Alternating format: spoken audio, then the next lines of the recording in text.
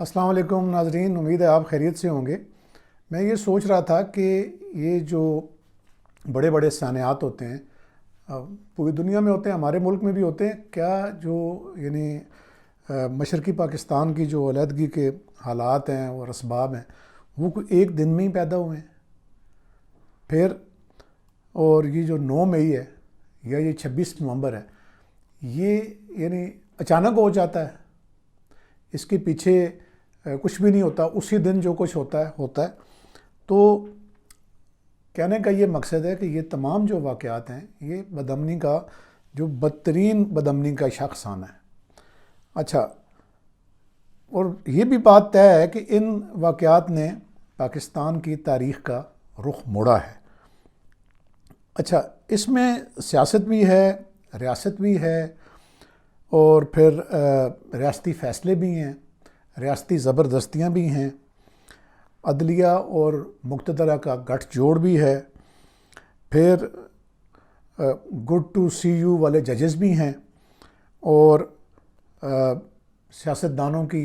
अदालती फ़ैसलों से नाअहलियाँ भी हैं, और पता नहीं क्या क्या यानी है। इसमें लंबी एक लिस्ट है। मगर ना तो मैं मुफक्किर हूँ, ना मैं तारीख़ दान हूँ, ना ही मैं साफ़ी हूँ। मैं ठहरा एक पुलिसमैन। तो वो अंग्रेज़ी का एक शायद मुहावरा है ना कि once a police man is always a police man. तो मैं भी जो है ना, इन सारे जो फेलियर्स हैं, ये सारे जो वाक़यात हैं, इनकी बात करना चाहता हूँ आपसे कि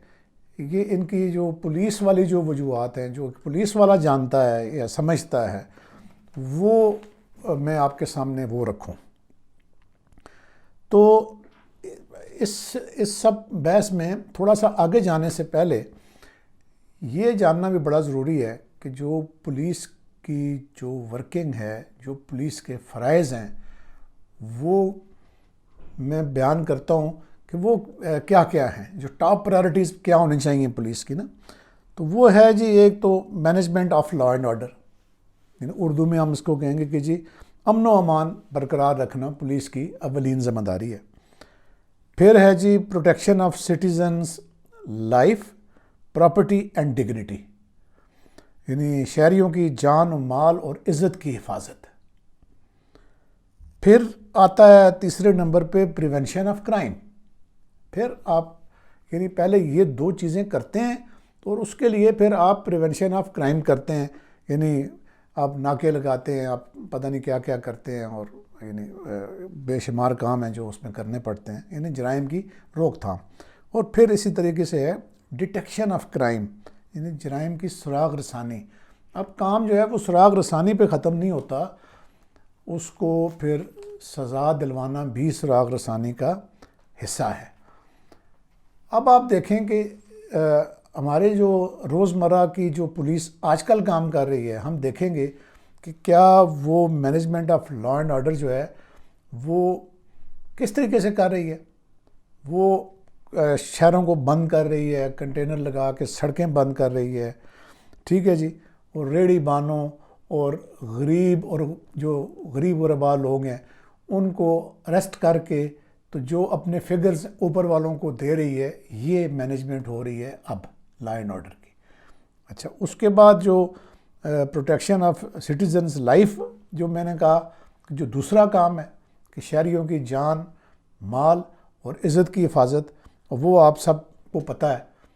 कि दूर की बात नहीं है। मतलब जो 420 और 406 ताज़ीरात पाकिस्तान के तहत, यानी वो कोई किसी के साथ फ्रॉड कर जाए, किसी को रकम को वो लूट के ले जाए फ्रॉड से, या ये है कि उसने किसी ने पैसे दिए और वो पैसे हड़प कर गया, किसी और काम में लगा दिए, तो 406 के जो केसेस हैं वो अब कम से कम इस्लामाबाद में तो यही पता चलता है कि आप FIR नहीं करा सकते जब तक आप लाखों रुपए आपकी जेब में नहीं है, आप खर्च करना नहीं जानते, और आप जो मुतलका जो पुलिस के जो शोबे हैं, और जो वो ये शोबे ये नहीं है कि जो नीचे जो क्लर्क्स माफिया है वो नहीं है, ये सीनियर अफसरान जहाँ पे बैठ के काम कर रहे हैं, उनके दफ्तरों से जब तक پیسے نہیں دیے جائیں گے اس وقت تک آپ کے مقدمے درج نہیں ہوں گے. تو یعنی یہ ہے پولیس وہ کام کر رہی ہے کہ جو ایک اولین فریضہ ہے کہ پروٹیکشن آف لائف اور پروٹیکشن آف پراپرٹی، یہ پروٹیکشن آف پراپرٹی ہو رہی ہے. اچھا، دوسری پروٹیکشن آف پراپرٹی کیسے ہو رہی ہے کہ ڈاکے اور چوریوں کے مقدمات کو تبدیل کر دیا جاتا ہے، اور جب اس کے ساتھ مرڈر بھی ہو جاتا ہے. پہلے بھی میں نے ایک ویڈیو کی تھی جس میں وہ ایک PIA کے افسر کی میں نے بات کی تھی. اس میں بڑے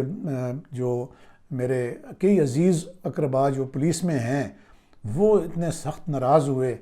کہ انہوں نے بڑا گلے شکوے کیے مجھے کہ سر آپ نے تو جو ہے نا وہ ہمارے اوپر بات کی ہے. تو میں سسٹم پہ بات کرتا ہوں، میں کسی انڈیویجول پہ بات نہیں کرتا. وہ میرے بھائی جو میرے عزیز ہیں وہ ان کو چاہیے کہ جتنا صحیح کام کر سکتے ہیں وہ کریں. میں بھی کہتا ہوں کہ فرشتہ کوئی نہیں ہوتا، لیکن اپنے کام پر توجہ دیں.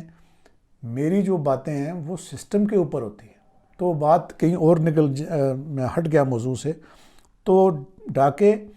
اور ڈاکے ود قتل کے جو مقدمات کو جب پولیس کنورٹ کر دے گی کہ یہ لین دین کے معاملات ہیں اور وہ تو میں نے پیسے لینے کے لیے آیا تھا اور وہاں جھگڑا ہو گیا اور وہ قتل ہو گیا، تو پھر یہ حفاظت ہم کر رہے ہیں یعنی اپنے شہریوں کی جان اور مال کی. اور پھر جو پریونشن آف کرائم کے نام پہ جو عوام کو نظر آتا ہے وہ ناکے نظر آتے ہیں. ناکے ہر شہر میں ہر موڑ پہ جا بجا لگے ہوئے ہیں. اب ناکے لگے ہوئے ہیں ڈاکوؤں کے لیے اور چوروں کے لیے، لیکن خدا کی پناہ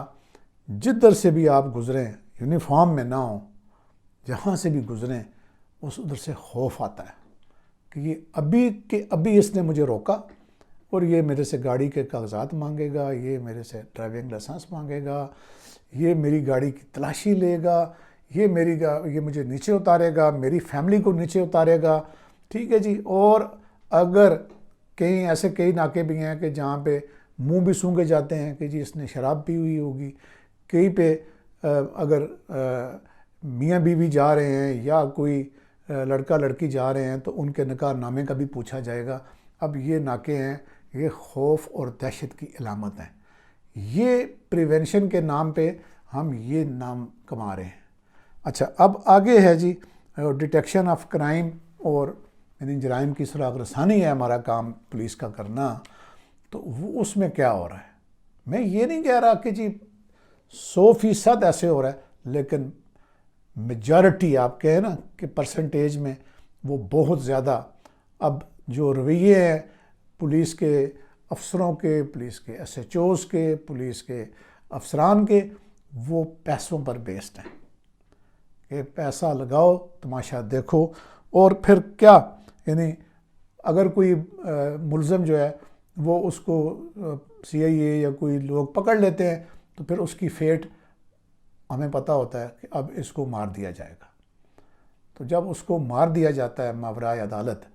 تو اس کی جگہ 10 اور ایسے کرمنل، ایسے شاڑے، ایسے بدماش اور پیدا ہو جاتے ہیں. ٹھیک ہے، جب تک سسٹم نہیں ٹھیک ہوگا کہ